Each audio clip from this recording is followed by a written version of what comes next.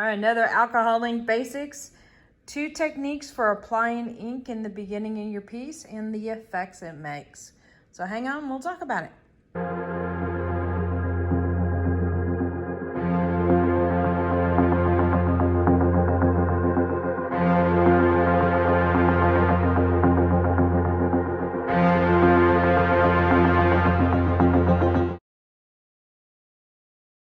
Howdy, howdy, everyone. This is Clara Lawrence. We are going to do a comparison of 2 different techniques to see what the difference is. One of them is we're going to create a dry puddle of alcohol ink and then add alcohol to it and then just kind of push it out and manipulate it. The other one is we're literally going to drop some alcohol, a couple drops of alcohol ink, push it around, and you'll get to see the difference of how they react on the paper. So I think sometimes it's a good idea to have comparisons, so that way, especially when you're learning the medium, you have an idea. It's like, okay, I want to create this now. How do I do this? And so you find the technique that works for you, or just something to play with and incorporate, however you like. All right, let me get set up. Okay, I think we are set up enough here. Is it a little bit too zoomed in? Probably is. Zoom it a little bit. Okay. So first things first, I'm going to create my little puddle of color right here. And I'm going to use 2 colors here, brown and ember. But I usually put a picture at the end of the video of whatever colors I use, because sometimes at the last minute I will change my mind. But, that's all right. All right, put down a little bit of alcohol. You don't really need to shake these. I think it's more habit for me. A couple drops of this brown. I'll try this off and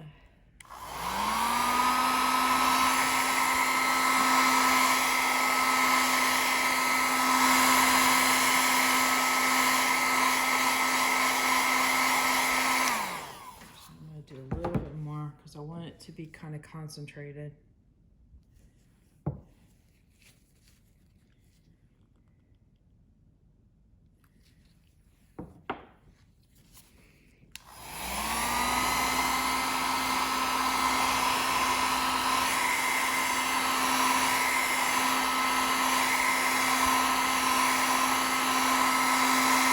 Just making a puddle of it. Not really important in this case that it's a perfect round shape at all. So people use this application for creating flowers to branch off of. And actually I'm going to choose one mine on the ember. I think I want something a little bit redder in color. So this is Poppy Field. Looks a little bit more like a cherry red. So I'm literally laying color on top of other color here.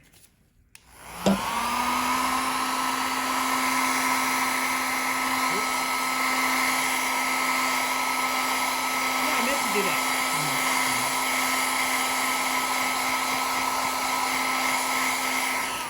I'm just showing you the techniques again, so just keep that in mind. All right, so and then over here I'm just going to literally put some drops down, put a drop of each color, and then manipulate it here. I'm gonna let this continue to dry. So here we go. A little bit of alcohol. 1 drop of that, 1 drop of that.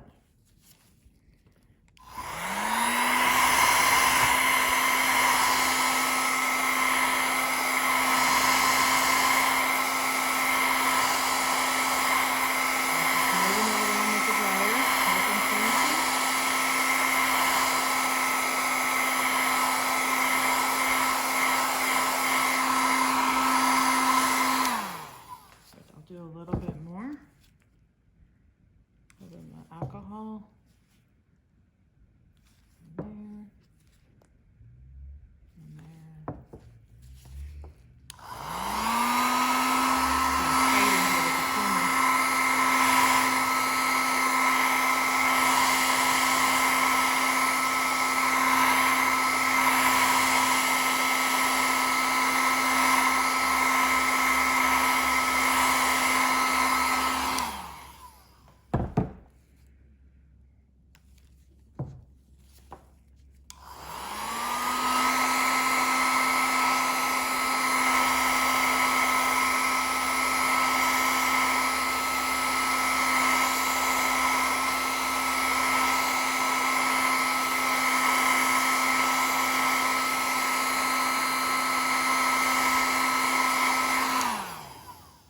Just doing a little bit of manipulation of how it would normally go with.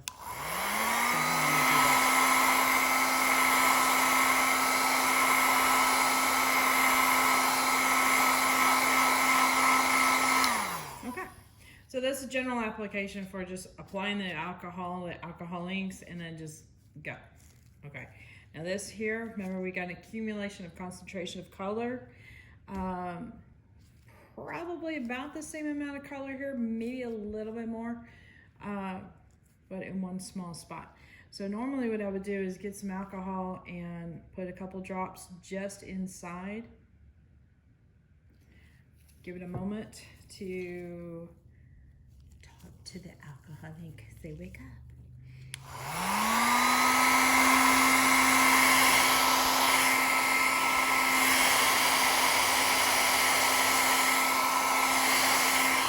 So what this allows you to do is opportunities to create direction.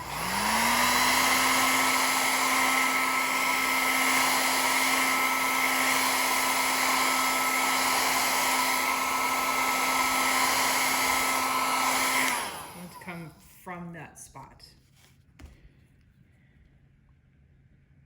I'll work on this little leg then what's happening.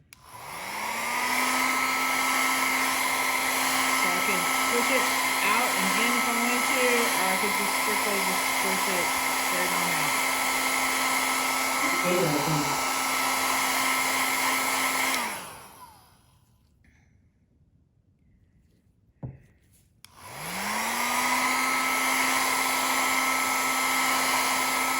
Sometimes on my paintings, I will end up making, putting some color on the canvas just as a starting point to get working from. Not as much concentration as this, or something like minor colors, and then working from that. Getting the color to move out from one area.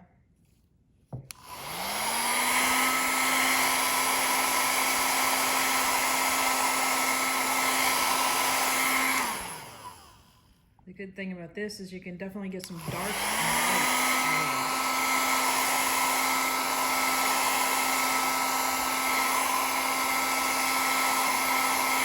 I'm not really worried about my technique at all here, as you could tell. I'm just getting the color moving around.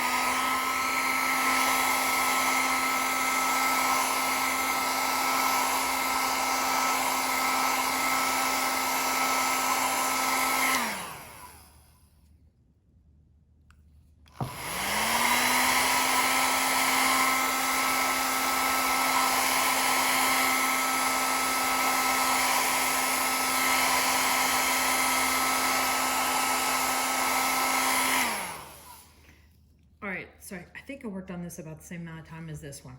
So you can already see a pretty dramatic difference in just that short period of time. Let me bring you in.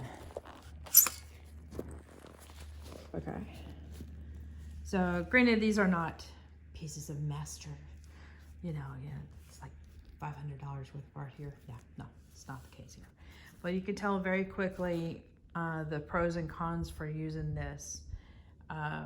Cons might be if you wanted to have a specific direction, you wanted like petals, for example, to flow from, or lines or something like that. You need to be very cautious of that as far as cons wise. If you're off course, it could really mess up your piece. If not, you might be able to, it's alcoholic, you can add alcohol and try to fix it up. But what it definitely does do, a positive on this, is it gives you a definite concentration of color. So you can have darks and lights. And that's always good for drama and balance in a piece, to have darks and lights and to work with those.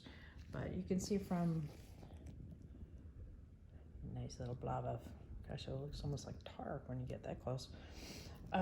Nice dark saturated area there, and nice medium tones, and it gets really light. And I could keep going with this. So you could have a huge canvas and have a nice concentration of color, and everything goes out from that color.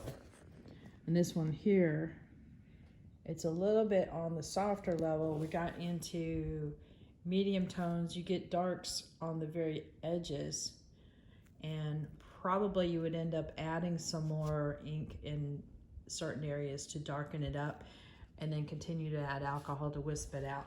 But you get a nice softer overall blend in a hurry with this one. So both very different effects. None of them is a right or wrong way to go about it. It's just, it's kind of like drawing, you know, there's different ways you can shade. So use these techniques as you wish for your pieces. Find your own little style. All right, so hit that like button, hit the subscribe button, but definitely hit the bell to get notified next time I put a video. There you go.